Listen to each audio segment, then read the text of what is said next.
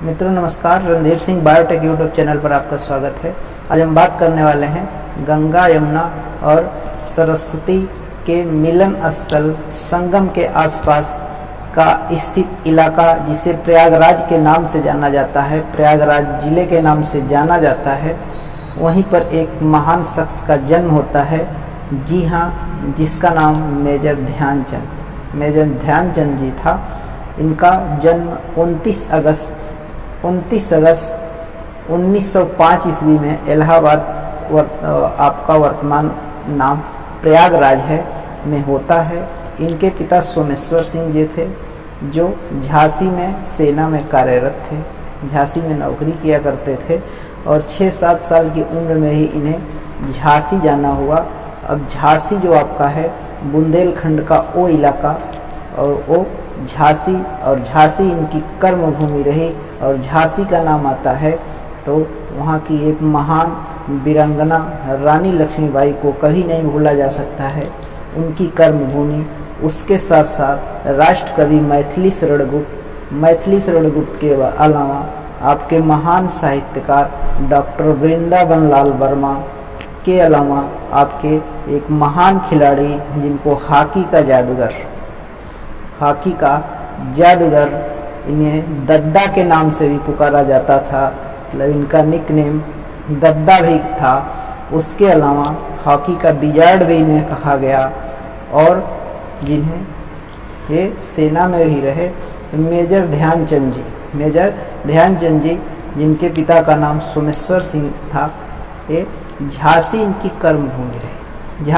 कर्मभूमि रही और 6-7 साल की उम्र से ही इनका रुझान हॉकी के प्रति ज़्यादा था, तो इनके पिता ने हॉकी खेलने के लिए इन्हें प्रेरित किया और सुविधाओं को प्रदान किया।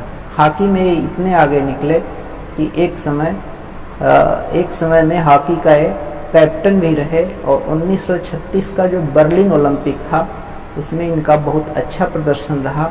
यहाँ तक कि इनके प्रदर्शन से हिटलर जैसे महान, एक तरह से तानाशाह शासक भी उनको कहा जाता है, प्रभावित हुए और इनको अपने देश से खेलने का भी ऑफर दिया, लेकिन इनके अंदर राष्ट्रभक्ति, देशभक्ति कूट कर भरी थी और उसके ऑफर को ठुकरा दिया और हॉकी में सेंटर फॉरवर्ड पोजीशन पे खेलते थे। इनके भाई रूप सिंह जी भी थे, वो भी आपका डिफेंस खेलते थे, पीछे खेलते थे, रक्षात्मक पंक्ति में खेलते थे, लेकिन ये सेंटर फॉरवर्ड के खिलाड़ी थे।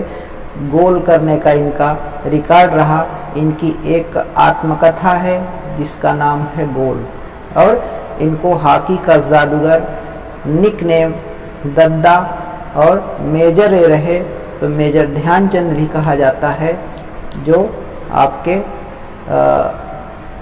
पूरा हॉकी में इनका काफ़ी योगदान रहा। और 1936 का जो रहा इनका जो कार्यकाल रहा, इसके अलावा ये जो रहा इनको हॉकी का स्वर्णिम काल, गोल्डन पीरियड कहा जाता है।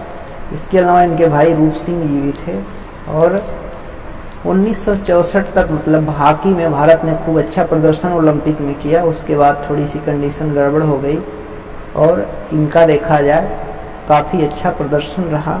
तमाम, मतलब समय समय पे आपको हम हॉकी के संबंध में मार्गदर्शन करते हैं, इनके बारे में बताते रहते हैं। तो इनका जो जन्मदिन है 29 अगस्त, इतना इनका, मतलब इन्होंने इतना अच्छा काम किया, इतना नाम किया कि इनके जन्मदिन को राष्ट्रीय खेल दिवस के रूप में मनाया जाता है। अर्थात 29 अगस्त को प्रत्येक वर्ष, हर साल 29 अगस्त को खेल दिवस के रूप में मनाया जाता है, और राष्ट्रीय खेल दिवस के रूप में मनाया जाता है। राष्ट्रीय खेल दिवस आपका 29 अगस्त को होता है। इसकी शुरुआत 1995 से होती है। इसकी राष्ट्रीय खेल दिवस की शुरुआत 1995 से होती है, और हर साल 29 अगस्त को खेल दिवस मनाया जाता है। इनके नाम से वर्तमान में एक मेजर ध्यानचंद अवार्ड भी एक दिया जाता है। अगर खेल जगत में देखा जाए तो 1991-92 से एक खेल पुरस्कार की शुरुआत हुई थी, जिसको राजीव गांधी खेल रत्न के नाम से जाना जाता था, जिसका नाम बदलकर मेजर ध्यानचंद अवार्ड कर दिया गया है, जो मतलब सबसे बड़ा पुरस्कार खेल विभाग का, खेल जगत का सबसे बड़ा पुरस्कार इन्हीं के नाम से अब जाना जाएगा। तो आपका ध्यानचंद, इसमें 25 लाख की धनराशि दी जाती है, 25 लाख की धनराशि दी जाती है। इनके वैसे तो सिखाने वाले कई लोग थे, लेकिन एक तरह से एक नाम ज़्यादा आता है पंकज गुप्ता। पंकज गुप्ता का नाम आता है, जो इनके कोच रहे। इनकी पत्नी जो थी ललितपुर की रहने वाली थी, अर्थात उनकी शादी ललितपुर ज़िले में हुई थी और 1936 में हुई थी। महज 15 दिन ही अभी शादी के हुए थे कि ये हॉकी के प्रति इतने समर्पित थे कि ये बर्लिन चले गए थे। मतलब इनको हॉकी ही, केवल इनके जीन जिनोम में हॉकी समाहित था। इनके पूरा रक्त में, पूरे खून में हॉकी का मतलब एकदम से जज्बा था, हॉकी खेलने चले गए थे।